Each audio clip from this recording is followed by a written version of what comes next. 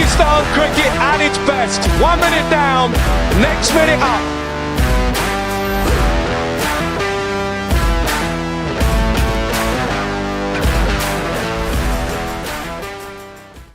Thank you very much, everyone, for joining me once again. My guest today can be described as a legend of Irish cricket, and I'm not exaggerating. He's played 3 tests for Ireland, 153 ODIs, 110 T20Is. He played one of the most incredible World Cup innings ever when he hit his century of 50 balls against England in 2011. He's played all over the world in various T20 leagues, in county cricket, and these days he's the assistant coach of the Italian cricket team, as well as doing some coaching assignments in Ireland. Very warm welcome to Kevin O'Brien. Thank you, Saj. Thanks for having me on. Thank you very much for your time, Kev. What are you up to these days, Kev? Yeah, well, as you kind of alluded to there, I've got a couple of things going on. Assistant coach with Italy, probably the top of the bill. So I've been there for 2 years now, really enjoying my time with them. Gareth Berg is player coach. Your listeners might remember him from Northampton, Middlesex and Hampshire. So I'm his assistant, which is good, kind of focusing more so on the batting side of things. But also on match days, I kind of take the lead in terms of setting up everything, warm-ups and all, to kind of take the pressure off Gareth so he can focus on playing. So we've got a tournament now in Rome. The second week in June, T20 World Cup qualifiers, the European sub-regionals. So 10-team event, 2 groups of 5. Winners of each group go through to the final, and one place up for grabs to go to next year's European event, which we were in Scotland last year, and we narrowly missed out on qualification for this year's World Cup. We only lost Ireland by 6 runs in a game we probably should have won. We had the upper hand, but if we had won that, we'd be preparing for USA and the Caribbean now as we speak. But not to be. A lot learned from our team, and hopefully we can take that into this tournament now in June, and then a positive result in qualifying, we can take it into the European leg next summer. Moving on to moving on to Irish cricket, Kev. How do you think the progress has been in terms of productivity and in terms of results for Ireland over the years? Yeah, I think the last couple of years has there's been some very good positives. You look at the T20 World Cup, the win against England in Australia, obviously Friday's game against Pakistan. But I think there has been a little bit of a few lows as well. So probably it's been an inconsistent 24 months or so. Some very good highs, but some lows as well. So I think the main thing is for the team is to try and get that consistency. I know obviously T20 it's a very difficult game to get on a run of consistently winning, but there have been times when the Irish team have been in positions to win games and just haven't closed them out. India last summer in a couple of games they should have won. So it's just kind of learning how to win, I suppose, is the biggest thing. Especially in run chases, is how to chase down that total more consistently than not. Leading into a World Cup. And I had to look twice when I looked at the number of tests Ireland has played since 2018, because I thought I'd keyed in something wrong. Only 8 test matches in 6 years. That's not great, is it? It's tricky, I think in terms of Cricket Ireland and the size of the organisation and the cost that it takes to put on a test match. Obviously the powers that be have come out and said that it costs X amounts to stage a test match and this, that, and the other. So I suppose financially, playing a lot of test cricket probably isn't viable for Ireland at the moment. But as a player, you want to play test cricket. Those eight tests that they have played, everyone who's played them has thoroughly enjoyed them. And again, have put in some good performances at times. Obviously with the win against Afghanistan a couple of months ago being the highlight. So yeah, I think it's just the big thing is for Irish cricket, in my opinion, is they need to play more red ball cricket. They currently don't play any red ball cricket here in the first class level. It's all T20 and 50 over format. So I think to consistently play test cricket, I think Cricket Ireland needs to instill more red ball cricket, whether that's north, east, south. Just get the 22 best players playing You know, it doesn't have to be the four teams, the four list A teams that are currently there at the moment. I just think the younger players need to be bowling more. The younger players need to be batting for longer. You know, in conditions, you know, that are changing all the time. That's the best chance to learn as a bowler and batsman is, you know, by bowling overs and by spending time at the crease. And currently at the moment, the local players, outside of the international 15, maybe, they don't play. They just don't play enough cricket. They don't get enough volume of overs in their legs as a bowler, and they don't bat enough time in match situations as a batter to learn and to groove their game. Certainly, you mentioned about the series against the first match against Pakistan, and Ireland have shown what a very competitive team they are in the T20 format in the series against Pakistan, haven't they? Yeah, I think they're very. I mean, I think what's helped is they're a very consistent team in their selection. You know, very rarely do you see them change their 11, and there might be one change here or there. So I think a lot of players know their roles. You know, and they've clarified that over the last kind of 18 months since the last T20 World Cup. So that's a huge positive going into a tournament. You know, and the way they're playing, I suppose they're trying to be super aggressive with the bat. You know, all the way through the innings. So, you know, it gives the batting team a chance, even if they are a few wickets down, to continue, you know, being positive and to post a score, or you know, gives them a chance to chase a total. So I suppose the way they're playing is encouraging for the team. You know, and obviously with players like Sterlo and you know, Harry Tector, you know, and amongst others, you know, it gives the guys a lot of confidence with the batting lineup. Are the players coming through the system then, Kev, or is it still a case of relying on playing county cricket?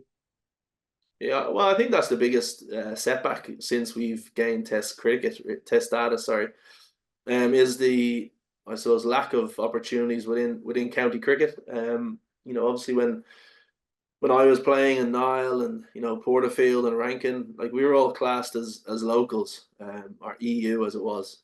So we could still play amongst, you know, a couple of Aussies or a couple of South Africans and not be classed as an overseas player. Unfortunately now, like, the challenge with Irish players is they're competing for a small number of positions in county cricket as an overseas player. So they're competing with Australians, they're competing with the South Africans and you know, West Indians and stuff like that. So, and I suppose the big thing, one of the negatives is, you know, they might not be available for the whole season because Ireland are playing, you know, a tournament here or a series there, which they're being pulled back to play. So I suppose that's the challenge from the players' point of view is how can they get that experience playing at a higher level, because the standard and the level of cricket here at the moment at the list A isn't the same as county cricket.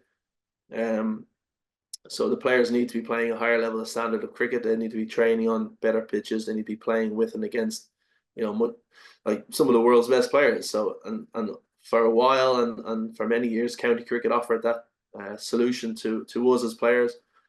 And I think you saw the result. You know, the results between 2007 and 2015. You know, I think with the team we had, you know, 7 or 8 of us were playing consistently in the county system, and made us better players, and ultimately made the team, you know, as a whole much better. What have you made of Pakistan in this series?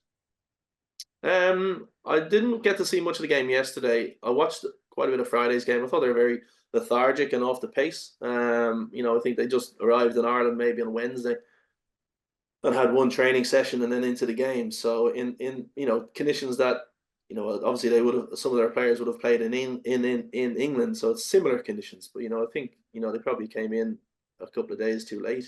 I don't know what their schedule was like before coming to Ireland. You know, I know they played New Zealand, I think, in Pakistan. I don't know when that series finished, so maybe logistically Wednesday was the earliest time they could come in. But, you know, they certainly looked a little bit off the pace in terms of, you know, conditions, getting used to conditions.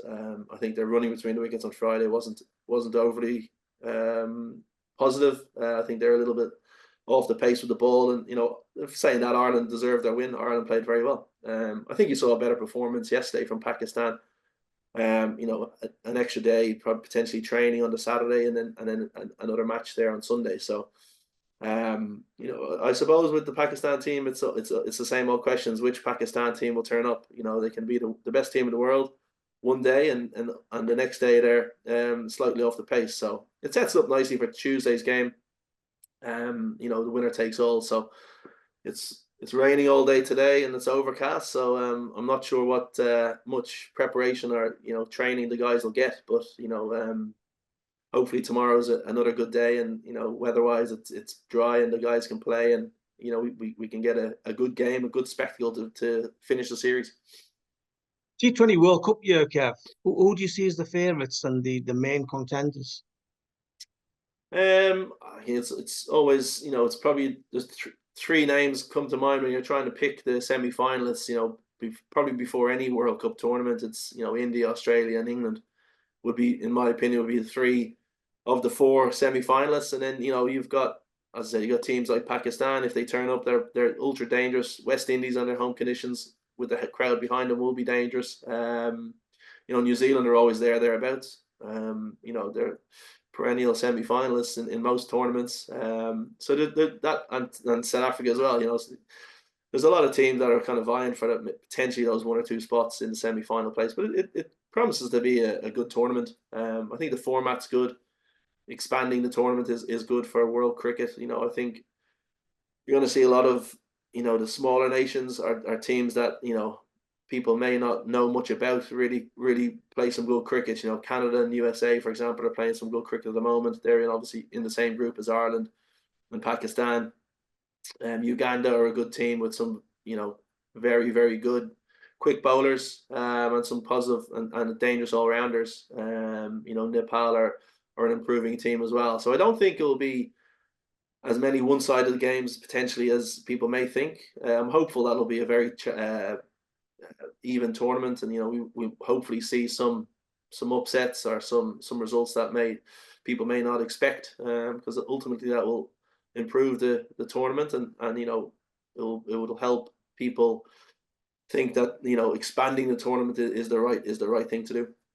What about Ireland's chances? Obviously, they're in the same group as India and Pakistan. Quite a tough group, that one. Do you think they've got the chance of causing an upset or two? Yeah, absolutely. You've seen from Friday, I think, and you've seen the way they've played over the last 18 months. If Ireland can play well, and if they can, play mistake-free cricket, and take their chances when they're presented, they can match the best teams in the world. It's just that consistency over 4 games. Can they put 4 good games together and win? Ultimately you got to win 3 games most likely to qualify for the quarterfinals. Sorry. So they have a chance. It's the big concern for me with the Irish team is the death bowling. And I know death bowling is very hard. It is with the way the batters are playing these days. The death overs start from about over 9 or 10 in T20 cricket. So it's tricky, but that's the one thing Ireland need to really be on top of their game at. Can they restrict teams to even 10 and over in the last 6 or 7 overs is a good result. But more often than not, Ireland, they do leak a lot more runs at the end of the innings, and I think you saw that on Sunday and also on Friday. So it's something that they need to be sharp with, in preparation leading into the series, and then obviously when they get over into the World Cup, nailing those skills at the back end. The cricketing calendar, Kev, is becoming more and more packed each year with new T20 tournaments and cricket boards trying to fit in their international matches as well. I mean, has it become a situation where something's going to give sooner or later? Yeah, well, I think so. Like, I suppose something has given over the last while. You're seeing players retire earlier from international cricket. Whether early 30s or even late 20s, people retiring from international cricket to pursue the franchise route, and ultimately that's the way it is at the moment. That's the position that we're in. I still think international cricket will continue and will still continue to thrive.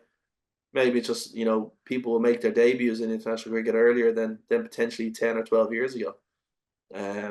So yeah, I do think they can all exist together. Certainly Test cricket and T20 and 50-over cricket from the international point of view. I think that can certainly continue to work together. You know, I think that maybe just some proactive and forward-thinking kind of planning of when, when Test cricket, you might have a block of 2 months here and there, 2 or 3 times a year where Test cricket is played, to allow these tournaments to be played, ultimately for 6, 7, 8 months of the year. And I think the big thing with the leagues is I think they need to realize that there are so many leagues, and that's great, but they will have to overlap. And you're seeing that now with the ILT20, the Big Bash, the PSL. They all overlap, and the South Africa League, they all overlap.